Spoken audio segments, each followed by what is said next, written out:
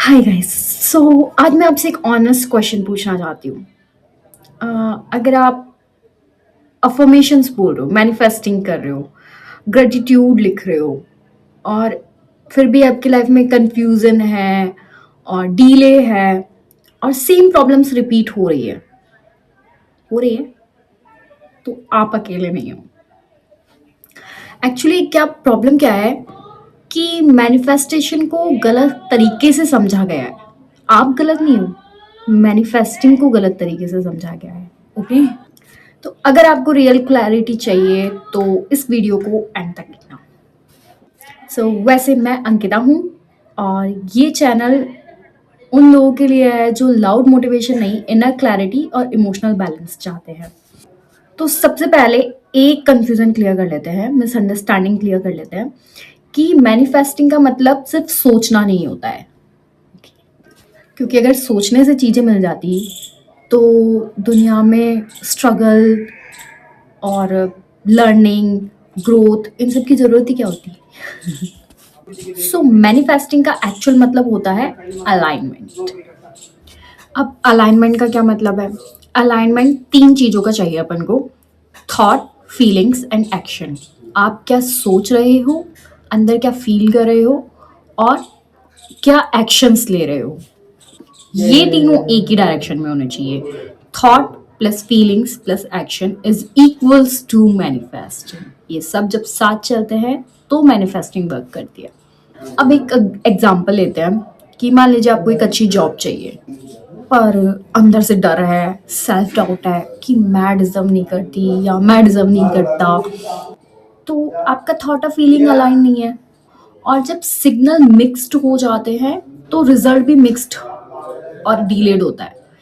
या फिर यूँ कह लो कि मिक्स्ड जो कंफ्यूज्ड जो सिग्नल्स होते हैं उन पर यूनिवर्स रिस्पॉन्स नहीं करता क्योंकि वो भी कंफ्यूज्ड हो जाता है। यूनिवर्स जो रिस्पॉन्स देता है वो आपकी स्टेट ऑफ बीइंग पर देता है।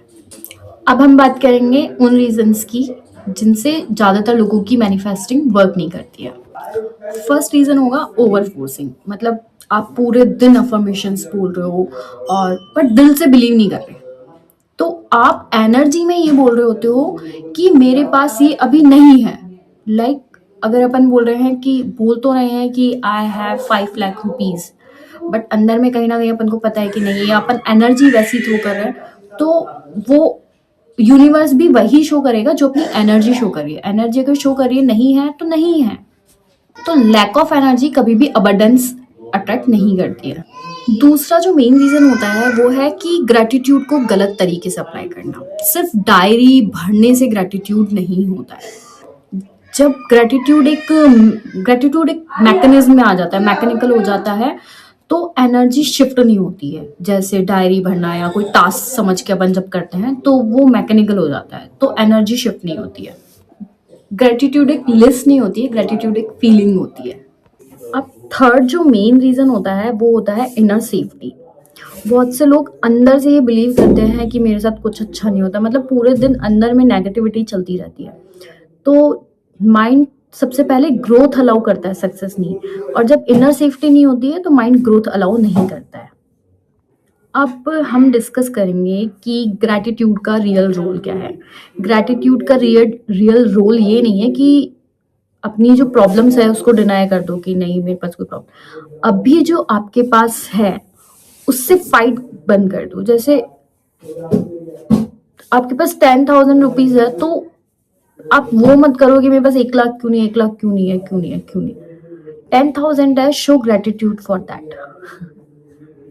जब आप अपनी करंट सिचुएशन के साथ फाइट बंद कर देते हो तो एनर्जी फ्री होती है और फ्री एनर्जी ही क्रिएशन करती है।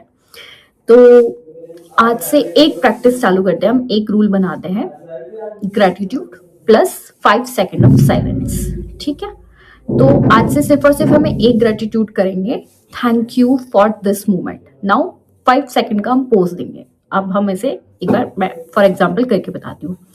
Thank you for this moment.